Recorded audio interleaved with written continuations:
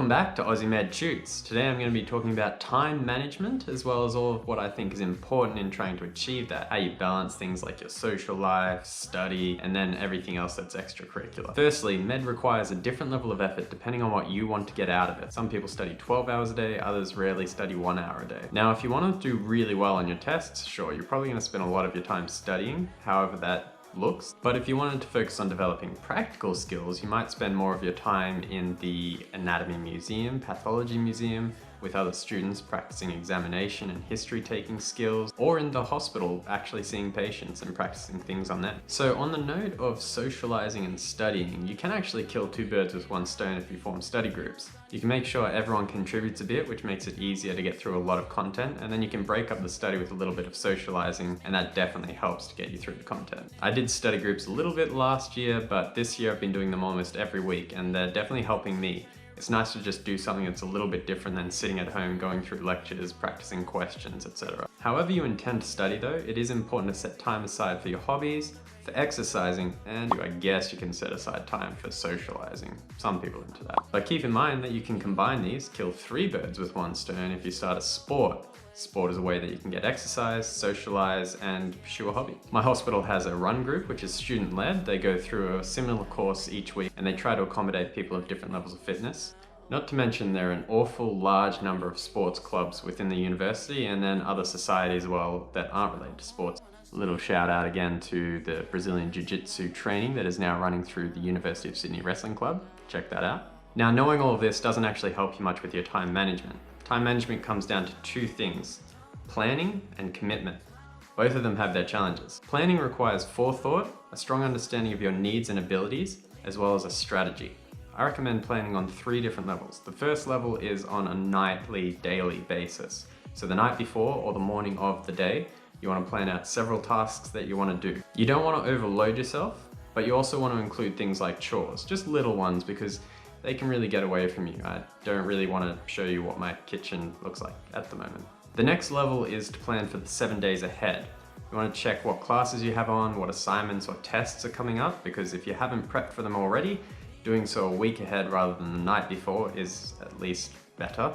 You also want to be able to plan for things like TBLs, study groups, and write down several tasks that you want to get done by the end of the week. The final level of planning is long-term goals, tests, assignments, that sort of thing. So on a single A4 piece of paper, write down all the tests, assignments for the whole year. Get this done at the start of the year and then you don't have to worry about it.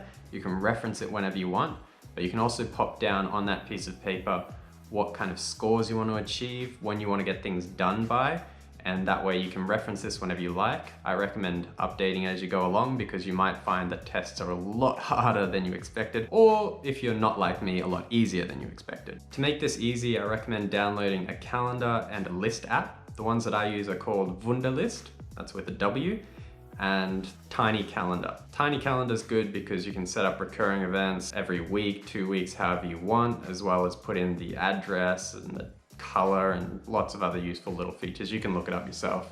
Wunderlist is really just a list app, but it's got a lot of little intricacies that can make it useful as well. Calendar apps are really important. It can seem like a bit of a waste of time sometimes putting in like everything you want to do as well as scheduling your study, because sometimes at the end of the day, things don't run that way. But as your schedule starts to get really busy, it can help keep you grounded. It's nice to have one place that you can go to check everything that you have going on.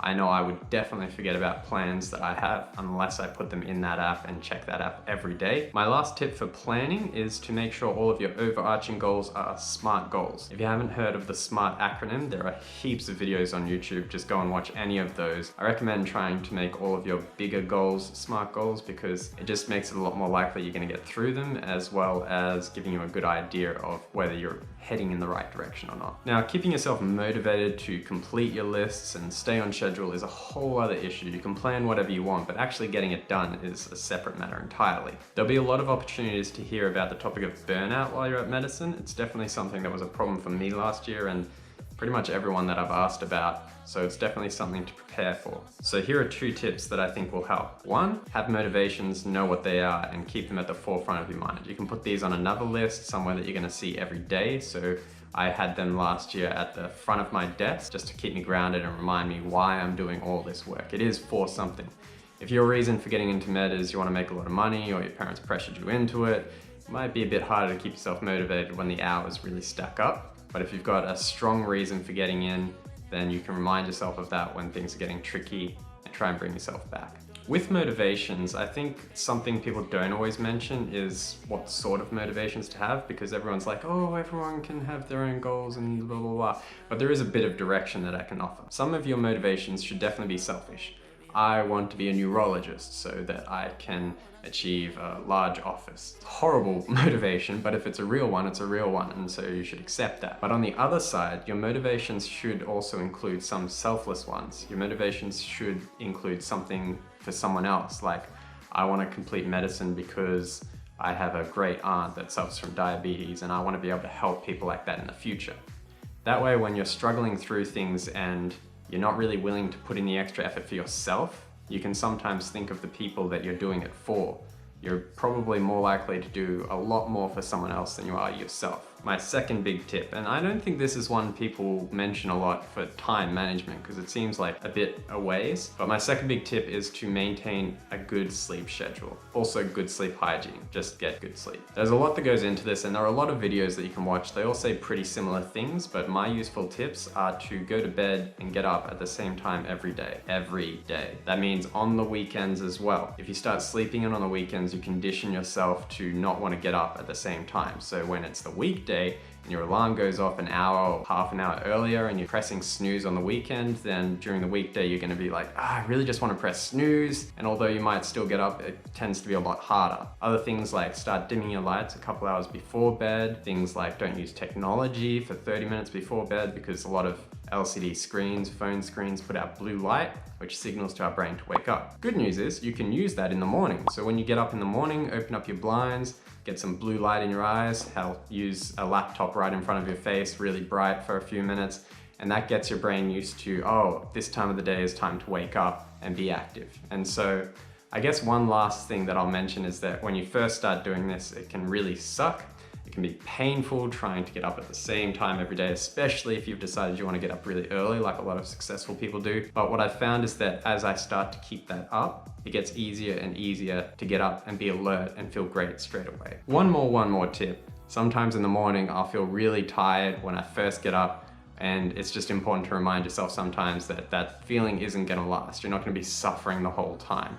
After 20 minutes, 30 minutes, maybe probably less, you're gonna feel alert and fine, not drowsy. Unless you drink a lot of coffee, then you're probably gonna feel that way until you drink coffee.